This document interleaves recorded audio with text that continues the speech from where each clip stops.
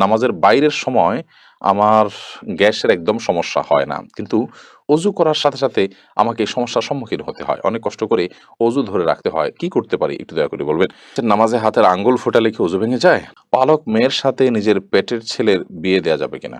যে জামা কাপড় পরে সহবাস করা হয় সেই জামা কাপড় কি নাপাক হয়ে যাবে, অর্থাৎ যেটা পরে সেটা পরে নামাজ পড়া যাবে কিনা? প্রথম স্বামীকে তালাক না দিয়ে দ্বিতীয়বার বিবাহ করলে তা জায়েজ হবে কি? নিয়ত না করে রোজা রাখলে রোজা হবে কিনা? স্বামীর জৈবিক চাহিদা পূরণ করতে স্ত্রী অক্ষম হলে স্ত্রীর করণীয় কি?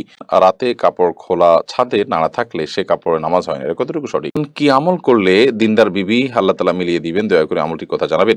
রোজা রেখে থুতু গিলে ফেললে কি রোজা ভেঙে যাবে? আমি রাতে ঘুমানোর আগে অজু করে ঘুমাই, এই অজু দিয়ে ফজরের নামাজ পড়তে পারবো কিনা? নকল চোখ ও চোখের পাপড়ি কি ব্যবহার করা যাবে? কাপড়ে নাপাক, বীর্য, প্রস্রাব ইত্যাদি লাগে এবং তা শুকিয়ে যায়, তাহলে সে কাপড় পরিধান করে নামাজ পড়া যাবে কিনা? আমার জামাই বলে সিগারেট খাওয়া গুরুতর গুনাহ নয়, শুধু মাকরু। এ ব্যাপারে আপনি কিছু বলুন।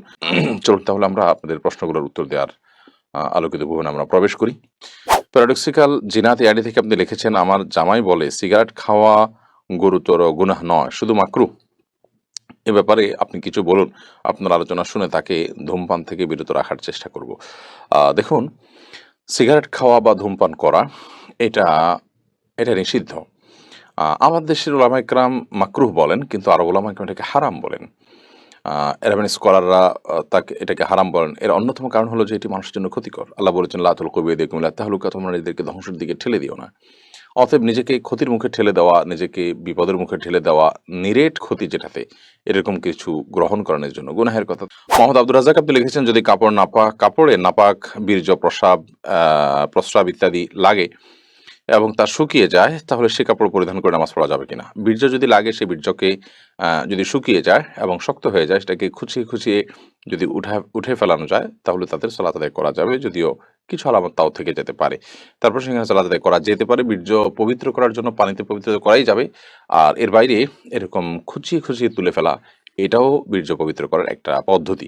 আর প্রস্রাব এবং এ জাতীয় নাপাক যেগুলো লাগে, যেগুলো খুঁচিয়ে ওঠার মতো নয়, সেগুলো লাগার পর ওই কাপড়কে ধুইতে হবে। ধোয়ার পর সেটি পাক হবে। যে জায়গা লেগেছে সেই জায়গাটুকু ধুলেই ইনশাআল্লাহ বিদিনিল্লাহ পাক হয়ে যাবে, অর্থাৎ নাপাকটা দূর করতে হবে। এরপরে মেহরুবা হক আপনি লিখেছেন, নামাজে হাতের আঙ্গুল ফোটালে কি অজু ভেঙে যায়? নামাজে যদি হাতের আঙ্গুল ফোটানো হয় তাতে অজু ভাঙবে না, সালাতও ভাঙবে না, কিন্তু এটা মাকরুহ হবে এবং সালাতকে ত্রুটিযুক্ত করবে। কারণ প্রথমত এমনিতেই আঙ্গুল ফোটানো এটা ভালো কোনো বিষয় নয়। দ্বিতীয়ত সালাতের মধ্যে যেটা করবেন সেটা আপনার সালাতের যে খুদু আছে সে খুজুর খেলাফ হবে। যে পরিমাণ নীরবতার সাথে সালাত আদায় করা দরকার তার পরিপন্থী হবে, তাই সেটি করা উচিত হবে না। উম্মে ফারহান আপনি লিখেছেন, নকল চোখ ও চোখের পাপড়ি কি ব্যবহার করা যাবে? না, এগুলো আল্লাহর সৃষ্টিতে পরিবর্তনে শামিল হবে এবং সাজগোজ এই গণ্ডিতে থেকে যে করা যাবে এটা তার মধ্যে পড়ে না। এটা হলো একরকম আপনার লৌকিকতার বাইরেও এটা হলো এক ধরনের মানুষকে ধোঁকায় ফেলে দেওয়া, যা বাস্তব নয় সেটা প্রকাশ করা। তামিম আলিফ আপনি লিখেছেন, আমি রাতে ঘুমানোর আগে অজু করে ঘুমাই, এই অজু দিয়ে ফজরের নামাজ পড়তে পারবো কিনা? রাতে আপনি ঘুমানোর আগে অজু করে ঘুমান, খুব ভালো কথা। কিন্তু আপনি যখন ঘুমিয়ে পড়েন তখন তো আপনার অজু ভঙ্গ হয়ে যায়। বিধায় এই অজুতে আপনি ফজর নামাজ কিভাবে পড়বেন? আপনাকে আবার ফজর নামাজ পড়তে হবে। মানুষ ঘুমিয়ে গেলে সেই ঘুম তার অজু ভঙ্গের কারণ হয়। তামিম আলিফ আপনি লিখেছেন, রোজা রেখে থুতু গিলে ফেললে কি রোজা ভেঙে যাবে? রোজা রেখে যদি আপনি থুতু গিলে ফেলেন রোজা ভাঙবে না। তবে থুতু একত্র করে এরপর আপনি গিলছেন, এরকমটি করা অনুচিত এবং মাকরুহ। এমডি সবুজ আপনি লিখেছেন, কি আমল করলে দিনদার বিবি আল্লাহ তালা মিলিয়ে দিবেন, দয়া করে আমলটির কথা জানাবেন।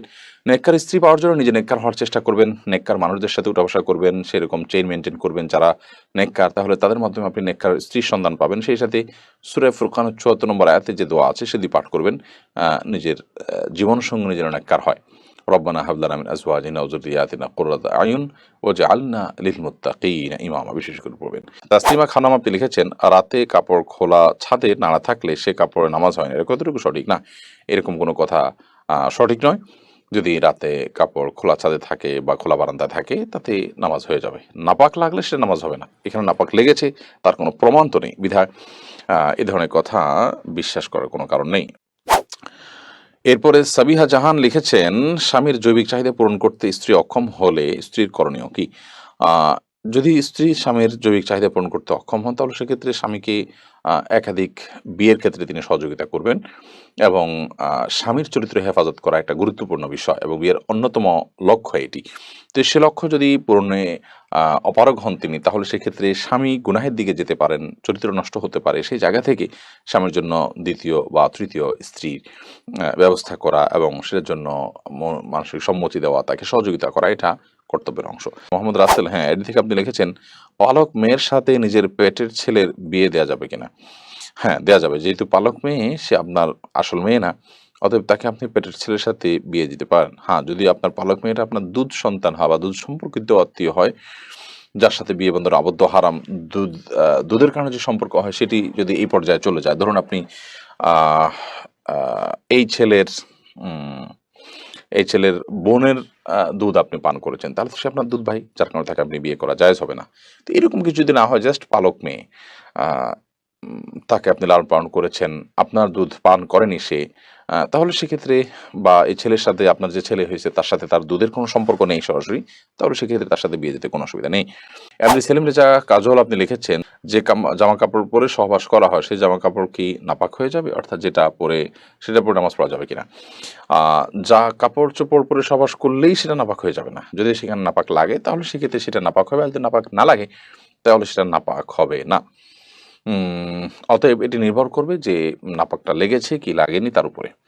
এমনি আমির হোসেন, আপনি লিখেছেন, নামাজের বাইরের সময় আমার গ্যাসের একদম সমস্যা হয় না। কিন্তু অজু করার সাথে, সাথে আমাকে এই সমস্যার সম্মুখীন হতে হয়। অনেক কষ্ট করে অজু ধরে রাখতে হয়। কি করতে পারি একটু দয়া করে বলবেন?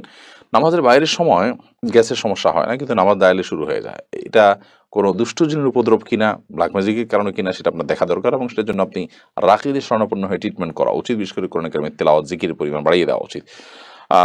কিন্তু সালাতের মধ্যে আপনাকে অজু ধরে রাখতেই হবে, কারণ অজু আপনার ছুটে গেলে আবার নতুন করে অজু করে আপনাকে সালাত আদায় করতে হবে।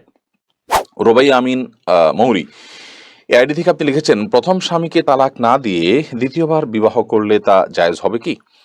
দ্বিতীয় বিয়ে যদি জায়েজ না হয়, তাহলে প্রথম স্বামী তার জন্য জায়েজ থাকবে কিনা দয়া করে জানাবেন। প্রথম স্বামীর সাথে যদি বিচ্ছেদ না হয়, তাহলে দ্বিতীয়বার যদি কোনো নারী বিয়েতে আবদ্ধ হন, তাহলে সেটি জায়েজ হবে না। পরে বিয়েটা বাতিল হিসেবে গণ্য হবে। এটা বিয়েই না। যার কারণে সেটি আপনার কার্যকরী হবে না। আর দ্বিতীয় বিয়ে জায়েজ না থাকার কারণে আ আপনার প্রথম স্বামীর স্ত্রী হিসাবে তিনি বলবৎ আছেন এবং সেটাই থাকবেন এবং সেখানে বিয়ে-শাদীর কোনো কিছুর প্রয়োজন নাই। কারণ পরের বিয়েটা তো হয় নাই। ওটা হওয়া না হওয়া সমান। বিধায় প্রথম বিয়েটাই বলবৎ আছে এবং সেটার আলোকে তারা স্বামী-স্ত্রী হিসাবে জিনাতিপাত করবেন এবং তারা একসাথে বসবাস করবেন। এমডি কারাম হোসেন, আপনি লিখেছেন, নিয়ত না করে রোজা রাখলে রোজা হবে কিনা? না, নিয়ত ছাড়া কোনো আমল আল্লাহর কাছে গ্রহণযোগ্য হবে না। ইন্নামাল আমালু বিন্নিয়াত। বিধায় আপনি আ সারাদিন না খেয়ে থাকলেন এবং না খেয়ে থাকাটা হয়তো আপনার গ্যাসের কারণে, অসুস্থতার কারণে, কিংবা কোনো ডায়েট করার জন্য, কিংবা খাদ্যের অভাবের কারণে আপনি না খেয়ে থাকছেন। তো এই না খেয়ে থাকাটাকে আপনি ইবাদত হিসাবে গণ্য করতে পারবেন না এবং এটা হিসাবে গণ্য হবে না যদি আপনার মধ্যে রোজার নিয়ত না থাকে। হ্যাঁ, আপনি যেটাকে যথাসময়ে রোজার নিয়ত করেছেন, দুপুরে ১০টা পর্যন্ত ৯টা পর্যন্ত আপনি খান নাই, এরপরে আপনি নিয়ত করেছেন, ঠিক আছে আজকে তাহলে আমি রোজা রাখলাম। এই যে নিয়ত করলাম, রোজা রাখলাম, যে আমি না খেয়ে থাকছি আল্লাহকে খুশি করার জন্য, এটা একটা ইবাদত, সেই হিসাবে না খেয়ে থাকছি, তাহলে সেক্ষেত্রে আপনার সওয়াব হবে।